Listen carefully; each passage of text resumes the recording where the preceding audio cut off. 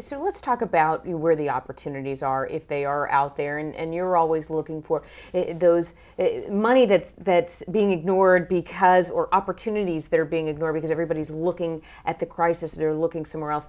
As an investor right now, where should I be looking for opportunity? Man, we're in a period of forced liquidation where everybody has to liquidate their position no matter what, with no regard to All the asset fundamentals. classes. All that, everything. We've had 8 or 9 periods like this in the past 150 years, 1929, 1974, 1873, a few periods like this. That doesn't mean it making us any fun, just because we're watching history being made.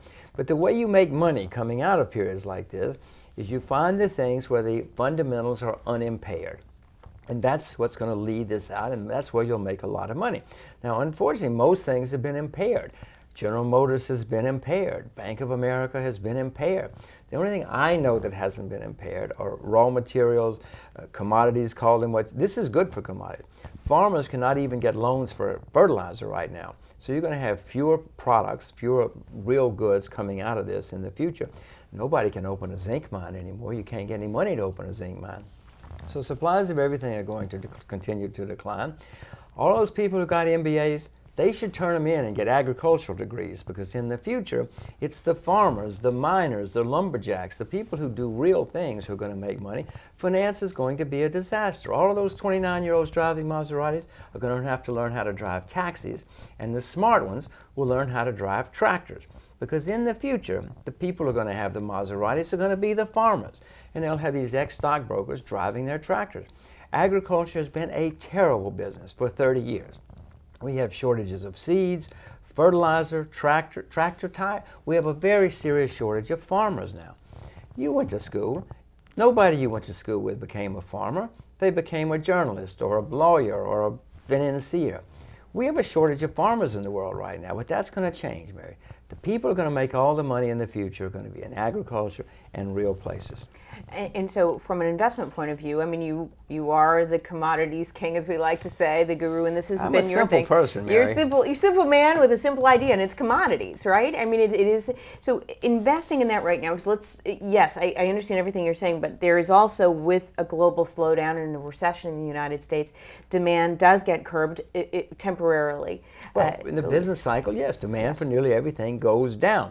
But supply is going down even faster on a secular basis. Now, unless this is there's no more, this is an economic collapse forever. But even in the 1930s, in the Great Depression, commodities hit bottom first because there were shortages. And they went up before the economy did. They went up before the stock market did. In the 1970s, we had terrible economies worldwide. Commodities went up because there were shortages of everything. That's going to happen again. When we look at the other things that are on the table right now, energy, we talked to about a year and a half ago, and everything that you said in our conversation played out. You said at the time oil was about $60. You said it would hit about $150. It came within $3 of that. It has since come back down, which you said if we're in a global recession, it will come back down, and as you've pointed out, would probably be one of the first things to go back up as we start to see recovery. What is your feeling now about energy, about oil, but also all of the push right now for alternatives? With President Obama in the United States, they are getting a backing that they didn't have with the Bush administration. Well, first of all, with energy, the International Energy Authority, the people who study energy more than anybody else, came out with a study 6 weeks ago which said that the world is running out of oil reserves at the rate of 6 or 7% a year. Now you can do the arithmetic. It's not going to take long before we're going to have gigantic shortages of oil. So yes, oil prices are going to go back up a great deal. One of the results of that will be that people will start using alternate energy. They're going to use any kind of energy they can find. Wind power will become competitive. Solar power will become competitive. Nuclear power is already cheaper than most kinds of power. Even many environmentalists are saying, well, you know, it's cleaner, it's cheaper. If it's contained, it's better. So you're going to see more and more of every kind of alternate energy coming. But that's not going to solve our problems, Mary. If everybody in the world decided today to order a windmill, first of all, you couldn't get one. There's just not enough capacity. And second, you don't just go and put a windmill on your roof and that's the end of that. I mean, you've got to change the entire world's infrastructure. Everything's got to be changed. Someday, Someday, yes, all of this will solve our problems, but someday is a long way from now. What do you think of T. Boone Pickens and his? Now, granted, he's got a stake in this, and he's a vested interest in a lot of ends of this, but he is saying use natural gas in automobiles, and therefore use the wind power for electricity. Take natural gas out of that component. I mean, is that something that you see a future in? The problem with wind power is that oil is $55 a barrel right now. Wind power is not competitive. I know everybody thinks, well, it's free. No, it's not. It's not that simple. Wind power is only competitive at like $80 oil. Solar power is competitive at only like $125 oil. But as prices go higher or as politicians subsidize, yes, these things have great futures. Boone is right. Wind power has an enormous future. Listen, he may be doing it to make money, but fine. Nobody's going to do anything unless they can make money at it. You're not going to change. The people who've changed the world have made money at it. They're supposed to make money at it. That's the way the thing is supposed to work. That's the way markets should work. That's the way the world should work. I mean, anybody who does things no, I take that back. But most people who do things altruistically are not going to change the world. Some people do. Mother Teresa was a fabulous person. Yes, she changed a lot of lives. But the world, Henry Ford wasn't doing it for free.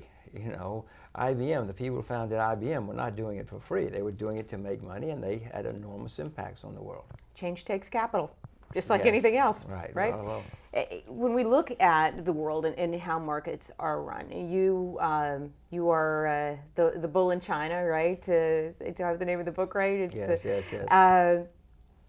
That government is, in many ways, very capitalist, but they are still, admittedly, a communist government. Are you concerned long term about investing in China and the fact that it is still a communist government that is running? Mary, they call themselves communists, yes. Italy calls itself a Catholic nation too. It is still a central economy, though. Less than America is. Look at what's going on around you. In America, you can't even sell short. In China, you can sell short in that horrible communist bastion. No. Listen, America's taking over most of the American financial economy anyway, but listen, we won't even make that comparison. I'm just saying to you that China's opening up more and more and more. It's much more localized than the American press seems to give people the impression of. No, look, they've got problems. Don't think I'm that crazy. But remember, Mary, America had horrible problems 150 years ago. In the 19th century, we had 15 depressions with a D. We had a horrible civil war. We had few human rights. There were massacres in the streets constantly. There was little rule of law. You could buy and sell Congress. Well, you can still buy and sell congressmen, but they were cheap. Well, we've made a few other improvements. Well, then you could buy 3 or 4 congressmen. Now you can only buy 1. They're so expensive now. But yes. But we came out of that terrible period on a historic base, and we were the greatest country in the 20th century. So, I mean, China's going to make some horrible mistakes. Don't think they're not.